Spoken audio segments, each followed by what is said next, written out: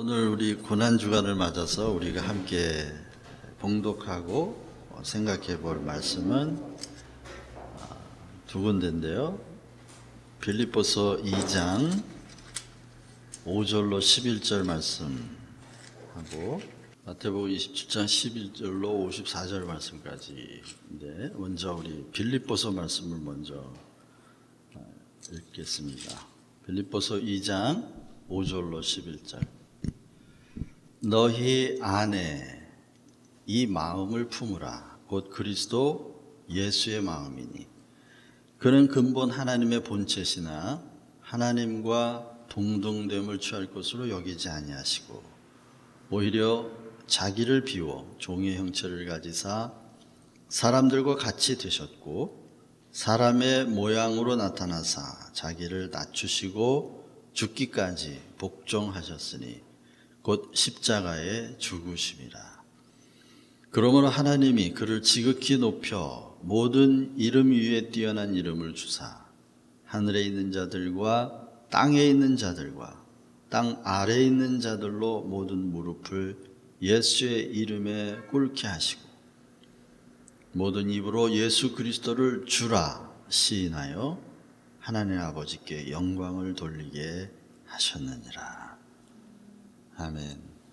우리 마태복음 27장 11절부터 제가 읽어드리겠습니다.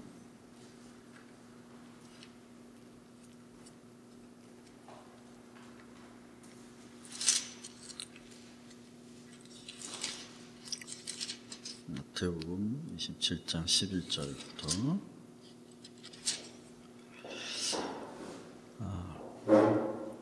이게 우리가 잘 아는 그 스토리입니다만은 다시 한번 들으시면서 그때의 정황을 한번 느껴보실 수 있기를 바랍니다. 예수께서 총독 앞에 섰음에 총독이 물어 이르되 내가 유대인의 왕이냐? 예수께서 대답하시되 내 말이 옳도다 하시고 대제사장들과 장로들에게 고발을 당하여 아무 대답도 아니하시는지라. 이에 빌라도가 이르되 그들이 너를 쳐서 얼마나 많은 것으로 증언하는지 듣지 못하느냐 하되 한마디도 대답하지 아니하시니 총독이 크게 놀라워하더라.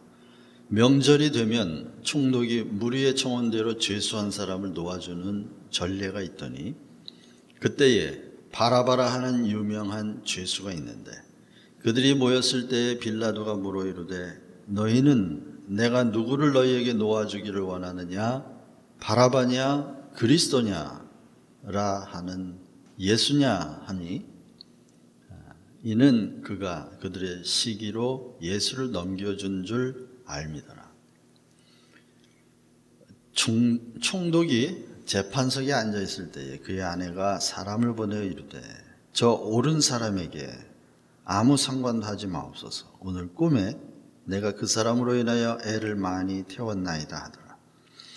대제사장들과 장로들이 무리를 권하여 바라바를 달라하게 하고 예수를 죽이자 하게 하였더니 총독이 대답하여 이르되 둘 중에 누구를 너희에게 놓아주기를 원하느냐? 이르되 바라바로소이다. 빌라도가 이르되 그러면 그리스도라 하는 예수를 내가 어떻게 하랴? 그들이 다 이르되 십자가에 못 박혀야 하겠나이다. 빌라도가 이르되 어찌 믿냐? 무슨 악한 일을 하였느냐? 그들이 더욱 소리질러 이르되 십자가에 못 박혀야 하겠나이다 하는지라. 빌라도가 아무 성과도 없이 도리어 밀란이 나려는 것을 보고 물을 가져다가 무리 앞에 손을 씻으며 이르되 이 사람의 피에 대하여 나는 무죄하니 너희가 당하라. 백성이 다 대답하여 이르되 그 피를 우리와 우리 자손들에게 돌릴지어다 하거늘. 이에 바라바는 그들에게 놓아주고 예수는 채찍질하고 십자가에 못 박혀 기에 넘겨주니라. 이에 총독의 군병들이 예수를 데리고 관장 안으로 들어가서 온 군대를 그에게 모으고 그의 옷을 벗기고 홍포를 입히며 가시관을 엮어 그 머리에 씌우고 갈대를 그 오른손에 들리고 그 앞에서 무릎을 꿇고 희롱하여 이르되 유대인의 왕이여 평안할지어다 하며 그에게 침뱉고 갈대를 빼앗아 그의 머리를 치더라. 희롱을 다 한 후 홍포를 벗기고 도로 그의 옷을 입혀 십자가에 못 박으려고 끌고 나가니라. 나가다가 시몬이란 구레네 사람을 만나매 그에게 예수의 십자가를 억지로 지워 가게 하였더라. 골고다 즉 해골의 곳이라는 곳에 이르러 쓸개 탄 포도주를 예수께 주어 마시게 하려 하였더니 예수께서 맛보시고 마시고자 하지 아니하시더라. 그들이 예수를 십자가에 못 박은 후에 그 옷을 제비 뽑아 나누고 거기 앉아 지키더라. 그 머리 위에 이는 유대인의 왕 예수라 쓴 죄패를 붙였더라. 이때 예수와 함께 강도 둘이 십자가에 못 박히니 하나는 우편에 하나는 좌편에 있더라. 지나가는 자들은 자기 머리를 흔들며 예수를 모욕하여 이르되 성전을 헐고 사흘에 짓는 자여, 내가 만일 하나님의 아들이거든 자기를 구원하고 십자가에서 내려오라 하며 그와 같이 대제사장들도 서기관들과 장로들과 함께 희롱하여 이르되 그가 남은 구원하였으되 자기는 구원할 수 없도다. 그가 이스라엘의 왕이로다. 지금 십자가에서 내려올지어다. 그리하면 우리가 믿겠노라. 그가 하나님을 신뢰하니 하나님이 원하시면 이제 그를 구원하실지라. 그의 말이 나는 하나님의 아들이라 하였도다 하며 함께 십자가에 못 박힌 강도들도 이와 같이 욕하더라. 제6시로부터 온 땅에 어둠이 임하여 9시까지 계속되더니 제9시쯤에 예수께서 크게 소리질러 이르시되 엘리 엘리 라마 사막다니 하시니 이는 곧 나의 하나님 어찌하여 나를 버리셨나이까 하는 뜻이라.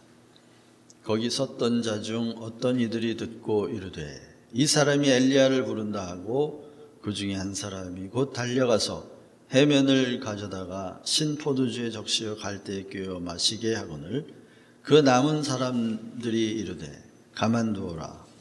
엘리야가 와서 그를 구원하나 보자 하더라. 예수께서 다시 크게 소리 지르시고 영혼이 떠나시니라. 이에 성소 휘장이 위로부터 아래까지 찢어져 둘이 되고 땅이 진동하여 바위가 터지고 무덤들이 열리며 자던 성도의 몸이 많이 일어나되 예수의 부활 후에 그들이 무덤에서 나와서 거룩한 성에 들어가 많은 사람에게 보이니라. 백부장과 및 함께 예수를 지키던 자들이 지진과 그 일어난 일들을 보고 심히 두려워하여 이르되 이는 진실로 하나님의 아들이었도다 하더라.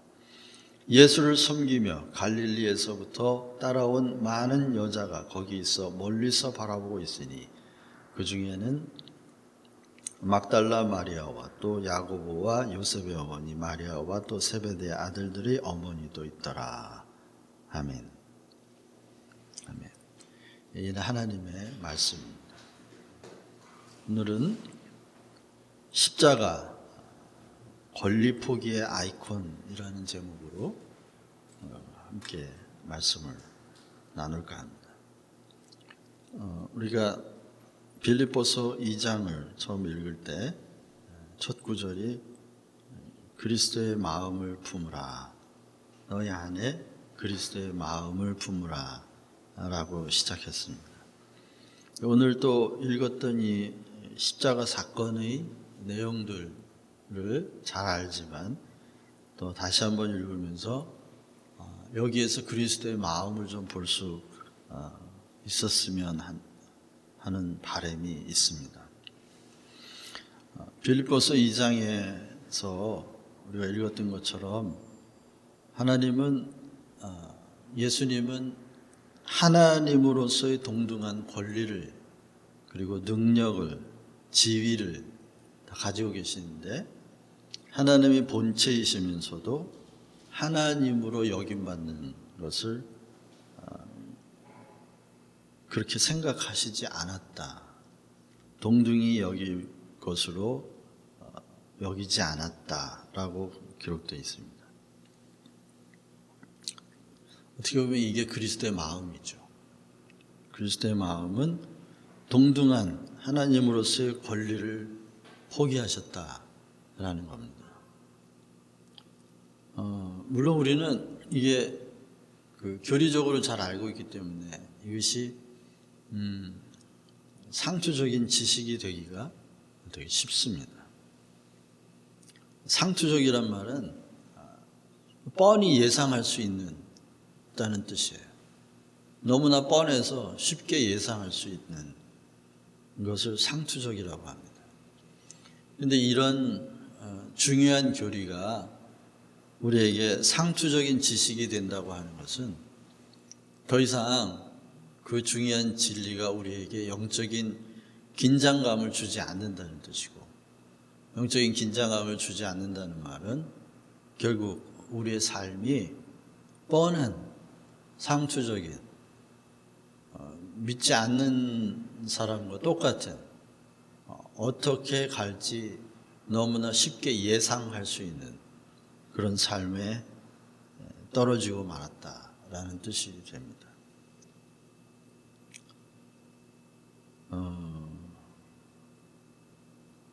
제가 필리핀에 있을 때 한 사건이 있었어요. 가깝게 지내던 선교사님인데 사고가 났어요. 물론 정면 충돌을 한 사고였는데 그 차에 사모님이 같이 타고 계셨고, 지금 기억에 사모님이 운전을 하셨네요. 사모님이 운전하셨는데 앞에서 달려오던 차가 차선 중앙선을 넘어오는 바람에 불가피하게 정면 충돌을 했어요. 그래서 운전하시던 사모님이 많이 다쳤어요. 그런데 특히 얼굴을, 깨진 유리창에 얼굴을 많이 다쳐가지고 얼굴에 그 플라스틱 서전을, 그러니까 성형수술을 하지 않으면 안 되는 정도까지 굉장히 많이 다쳤어요. 얼굴이 막 다 찢어질 정도로 이렇게. 저는 그 사고 현장에 있지는 않았지만 이제 그 차가 제가 있던 훈련원, 필리핀의 바울 선교회 훈련원 근처에 있었기 때문에 급하게 그 SOS 전화를 받고 저하고 몇 사람이 사고 현장으로 달려갔고 사모님을 모시고 병원으로 가는 동행까지는 같이 했었습니다. 그런데 얼굴에서 너무나 많은 피를 흘렸기 때문에 얼굴을 그냥 수건으로 둘둘 말아가지고 겨우 숨만 쉬실 수 있게 하고 그리고 병원으로 달려갔던 기억이 납니다. 전적으로 그 상대편의 잘못이었어요. 중앙선을 넘어와서 정면 충돌한 거였습니다. 결국 이 사모님은 돌아가시진 않았지만 그 사건으로 인해 얼굴에 지울 수 없는 흉터를 가지셔야만 했고, 여러 번의 그 플라스틱 서전을 통해서 성형수술을 했음에도 불구하고 지울 수 없는 사고의 흔적을 얼굴에 평생 가지고 살아야만 했죠. 근데 이 일을 당한 그 선교사님의 가족들 안에는 엄청난 분노가 있었어요. 그리고 그 사고를 낸 현지인은 보험도 들고 있지 않았고 노동자였고 트럭 운전사였는데 아무런 보험도 없었어요. 심지어 그 운전면허도 없는 사람이었어요. 그러니 보험이 없으니까 보상이나 배상은 전혀 개인의 책임으로 다 돌아가고 감옥에 가야만 했던 거죠. 사고를 낸 사람은 감옥을 갔습니다. 그런데 이제 이 일을 처리하는 과정에서 저희가 잊을 수 없는 경험이 되었습니다. 뭐냐면 이제 이 일을 선교회 회장님에게 보고를 했고 이 일을 어떻게 처리하기를 해야 할지를 상의를 드렸는데 그 회장님이셨던 이동희 목사님의 말씀은 이런 거였어요. 선교사는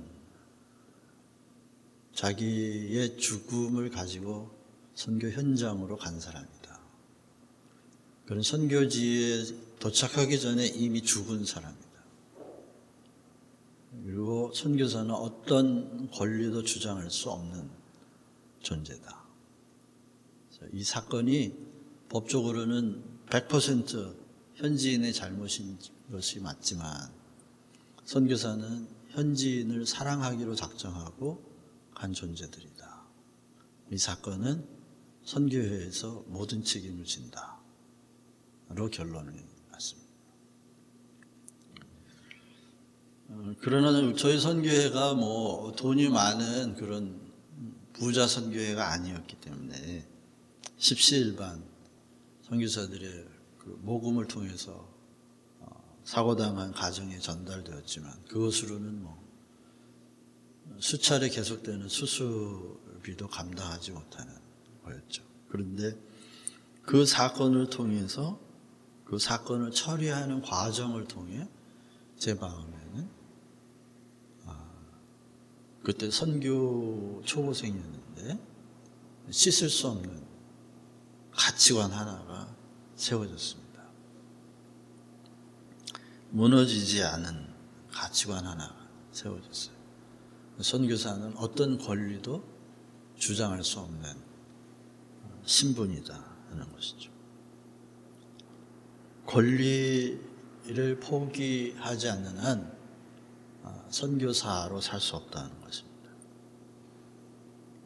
그것이 하나의 가치관으로 제 안에 심겨지는 너무나 리얼한, 너무나 생생한 사건이었습니다.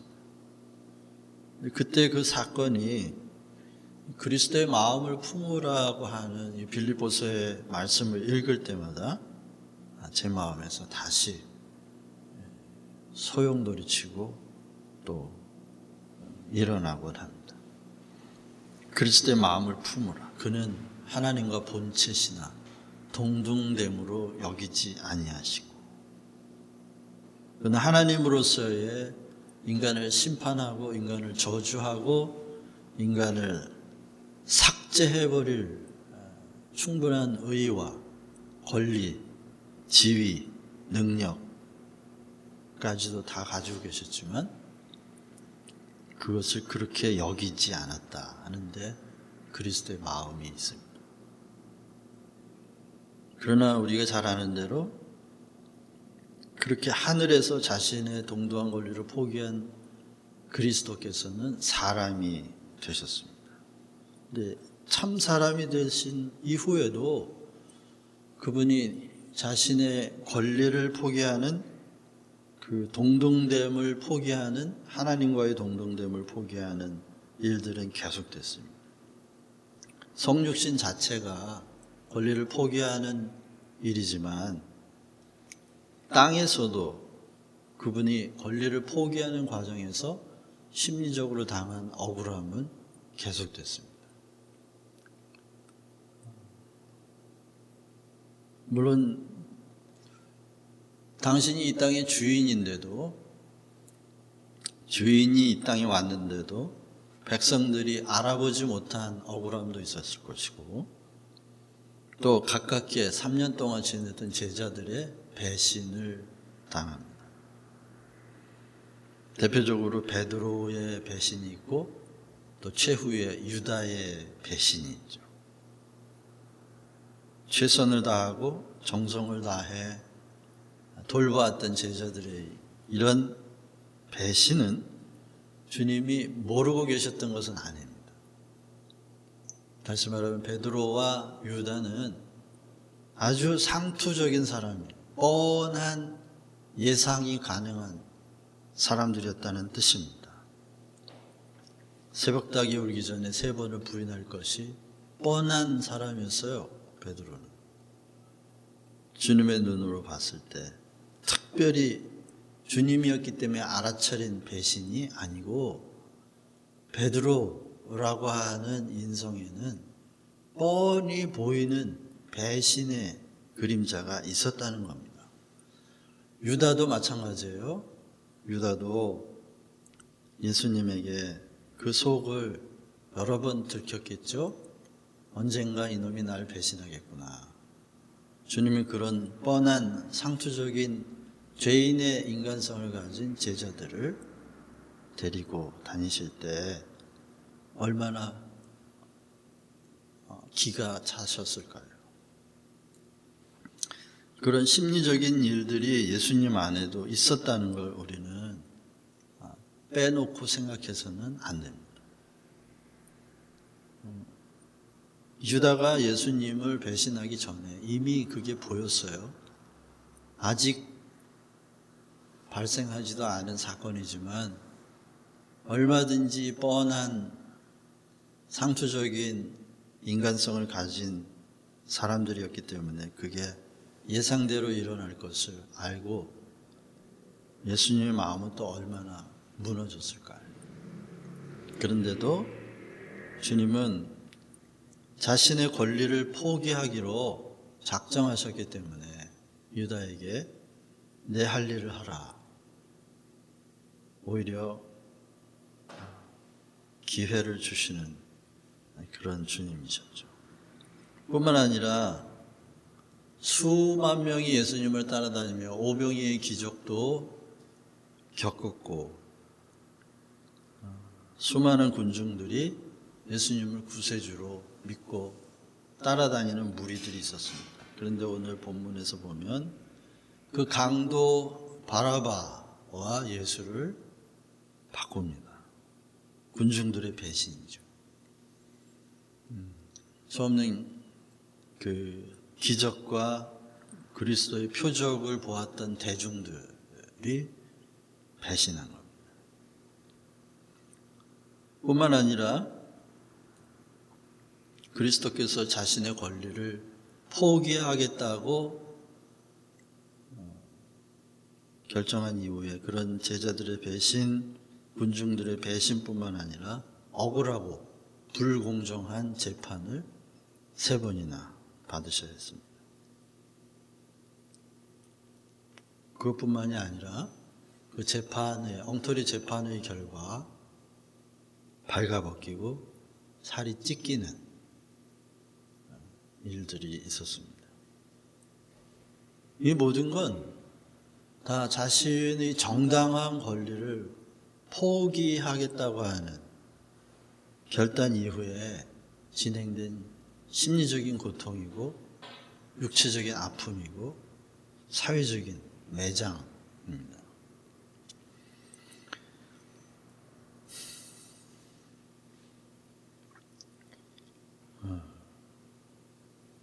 이 모든 과정들을 한마디로 얘기한다면 억울합니다. 억울하다. 내가 왜 권리를 포기한다고 했을까? 이런 후회와 억울한 감정들이 예수님에게는 없었을까요?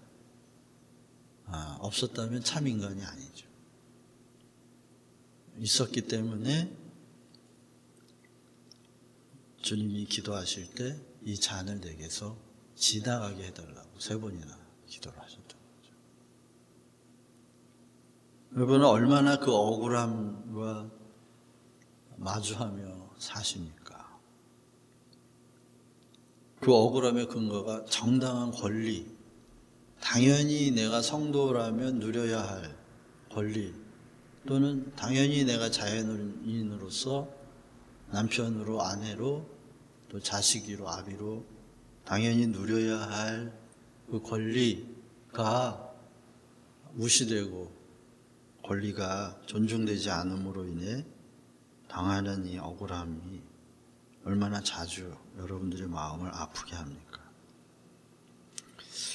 저에게도 최근에 진행된 사건이 있어요. 이 카페를 제가 인수할 때 엄청난 권리금을 주고 인수를 했는데 나에게 그 큰 권리금을 받은 사람이 여기서 걸어서 1분도 안 되는 자리에 엄청나게 큰 카페를 열고 오픈을 했어요. 그로 인해서 지금 카페 매출이 절반 이상으로 떨어지고 이게 뭐 그 카페 때문이라고 증명할 수 있는 문제는 아니지만 그 영향이 분명하죠. 지난주 계속 생각났던 게 그 권리금 문제였어요. 권리금. 야, 권리금을 어떻게 해? 절반은 돌려달라 그래야 되나? 아니면 끝까지 책임지라고 그래야 하나? 억울함이죠. 내 권리,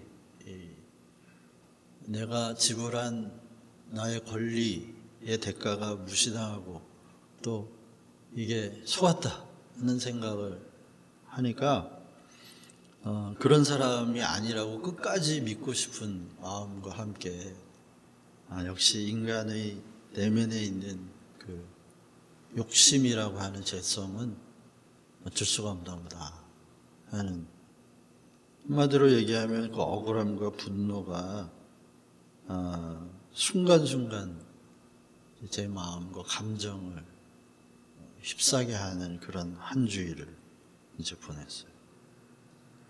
그러면서 이 말씀을 묵상하며 불광천을 걸으면서 이 말씀을 묵상을 했습니다. 그러면서 필리핀에서 있었던 아까 그 사건이 또 기억이 나고 그리스도의 마음이 어떤 거였는지, 내가 품어야 할 그리스도의 마음은 어떤 것인지 주님의 음성을 듣기 시작했습니다.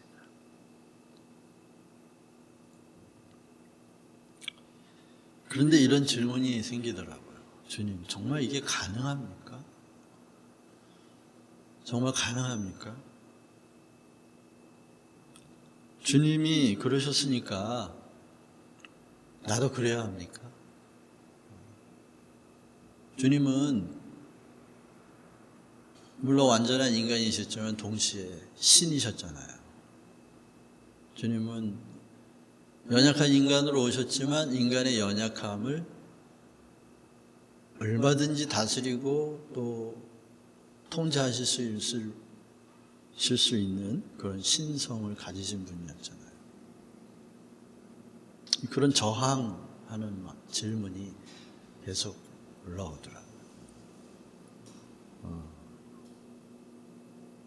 그러다가 불광천에 피어있는 그 수많은 벚나무, 개나리들이 눈에 들어왔어요. 그리고 며칠 전에 만났던 그 목련이 활짝 핀 어느 목련 나무 밑에서 썼던 시도 생각이 나고, 그 목련 한 그루를 보면서 제가 그 순간에 했던 생각이 기억이 났어요. 그게 뭐냐면 이런 거였죠. 나무 한 그루로 충분했다는 겁니다.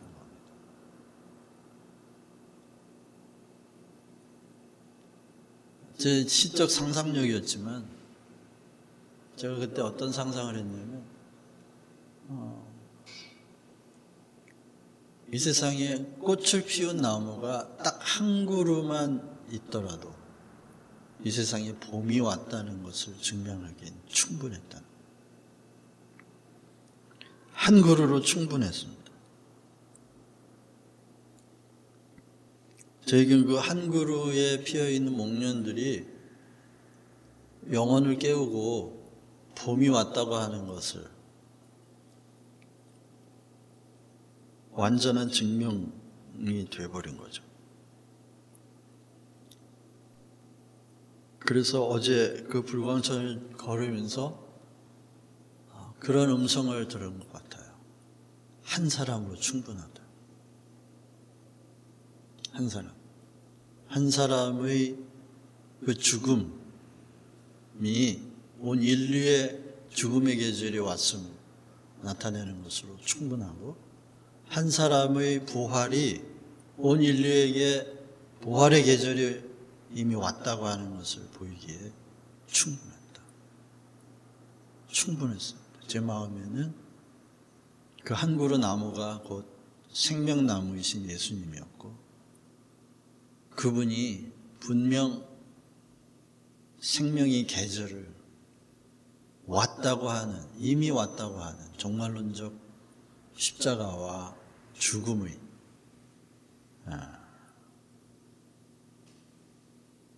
첫 열매요, 꽃이었다고 하는 것을 생각하면서 제 마음은 갑자기 그 억울함과 답답함과 분노가 사라지기 시작했어요. 내가 현상에 또 속고 있었구나. 예수님의 죽음과 부활로 충분한 것이었는데 이미 그가 죽고 부활할 때 종말론적인 온 인류의 죽음과 부활이 그 계절이 이미 온 것이었는데 그걸 잊고 있었구나 하는 생각을 하게 됐습니다. 여러분, 한 사람으로 충분합니다. 그리고 주님은 지금 우리에게 그런 억울함과 분노를, 동등한 권리를 포기할 것을 강요하시는 것이 아니고 이미 그분이 자신의 권리를 포기할 때 우리의 모든 권리도 거기에 포함되어 다 포기된 것이며 주님의 권리 포기, 십자가, 그것으로 충분하다는 거죠. 우리가 현실적으로 실존 안에서 느껴지는 이런 분노와 이런 억울함은 또 다른 권리 포기를 요구당하는 그런 종교적인 감정이 아니고 이미 그리스도 안에서 포기된 나의 권리를 확인하는 감정입니다.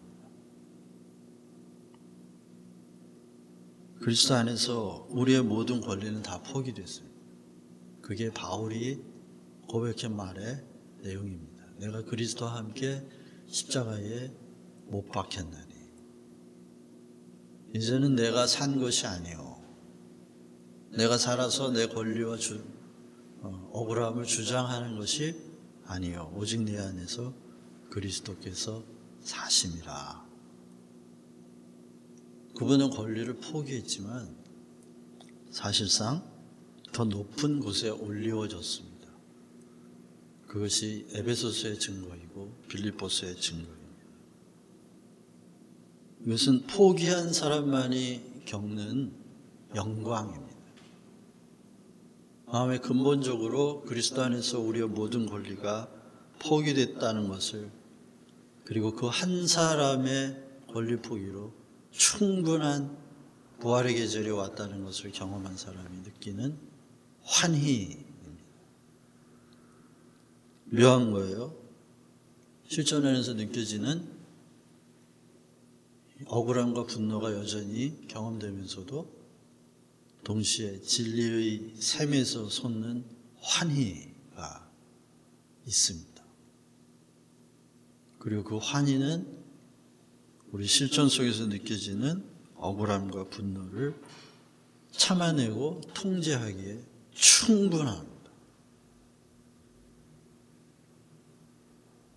순간순간 엎치락뒤치락 하는 게 우리의 믿음의 현주소이긴 하지만 충분합니다.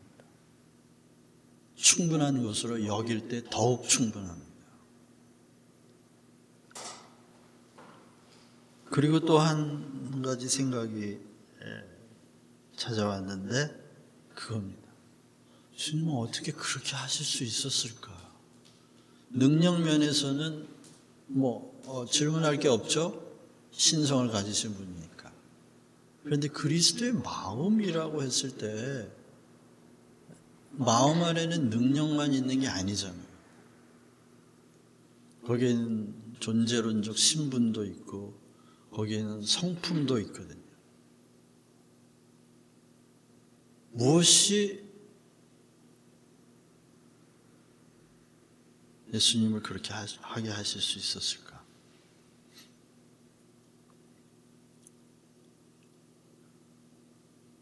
그때 제 안에는 뻔하게 말라 비틀어져 있던 단어 하나가 생기를 얻고 살아났습니다. 뭐였냐면 사랑이에요. 그렇구나. 주님은 정말 사랑하셨구나. 사랑하는 사람한테는 가능해요. 권리를 포기한다는 게. 나를 아프게 하고 힘들게 하는 사람을 만약 내가 사랑하고 있다면 그건 가능하겠다. 주님이 감당하실 수 있었던 것은 정말 사랑이었구나. 그게 진짜 사랑이었구나. 맞아, 사랑이었겠지. 사랑일 수밖에 없지. 사랑하지 않는다면 어떻게 그렇게 해. 주님은 날 사랑하신 게 맞구나. 또 한 번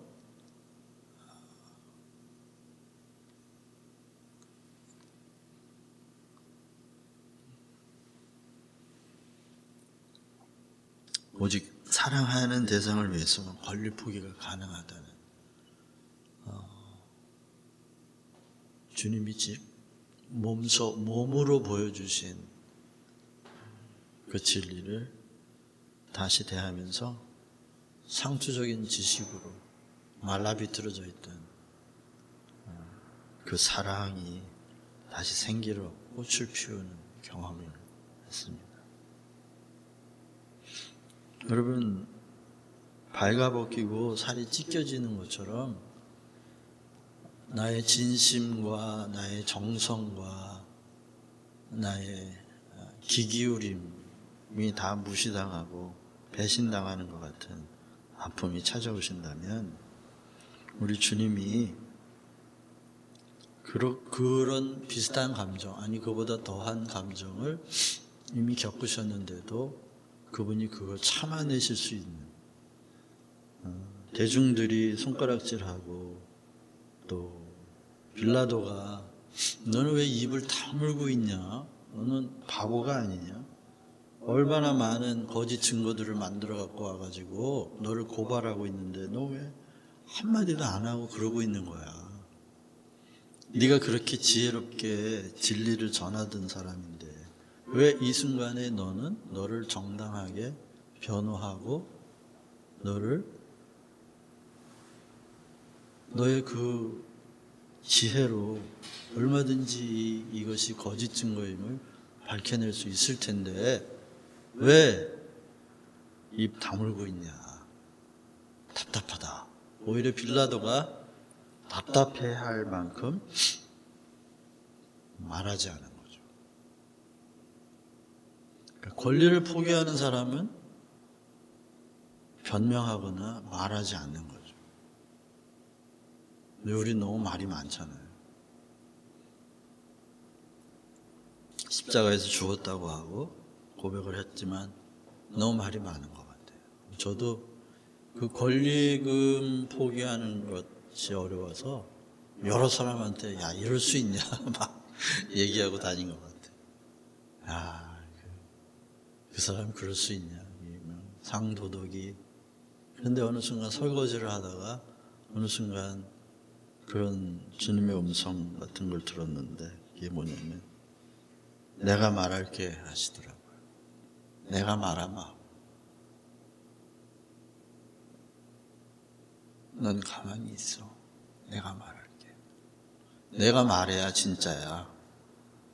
네가 말하면 불평이고 내가 말하면 역사가 일어나. 그러시더라고요. 그랬어요. 주님, 제가 잘할 수 있을지 모르겠어요. 그러나 주님의 말씀이 진리인 것을 인정합니다. 주님이 말씀하셔야 돼요. 여러분, 우리가 불평하는 게 아니고 우리가 말하면 불평이 돼버려요. 불평은 하나님을 시험하는 것이고, 그러나 주님이 말씀하시면 거기에 진리가 임하고 거기에 바로 잡히는 역사가 있습니다. 그게 부활입니다. 우리 존재의 중심이 다시금 존재의 근원이신 하나님께 붙들리는 고난주간이 되시기를 바랍니다. 여러분의 억울함 일주일 동안 묵상하시고 그 억울함이 이미 그리스도 안에서 경험이 되었고 또 그리스도 안에서 처리되었다고 하는 것에 깊은 묵상과 함께 그리스도의 마음, 정당한 권리를 포기하는, 사랑을 위해 권리를 포기하는 그리스도의 마음이 저와 여러분의 마음을 충만하게 하시기를, 그런 한 주간 되시기를 축원합니다. 기도하겠습니다. 사랑의 하나님, 어쩌면 오늘은 굉장히 뻔한 설교를 한 것 같습니다.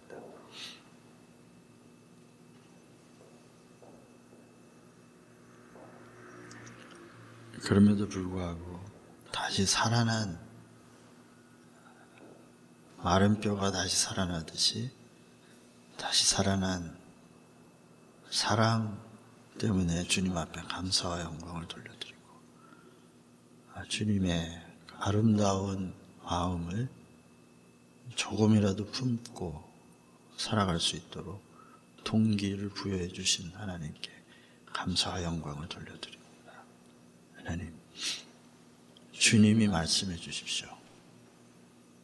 우리가 얘기하면 불평과 원망밖에 되지 않지만 주님이 말씀하시면 진리가 되고, 주님이 말씀하시면 모든 어그러지고 잘못된 것들이 바로잡히는 역사가 일어날 줄을 믿습니다. 예수님의 이름으로 기도합니다.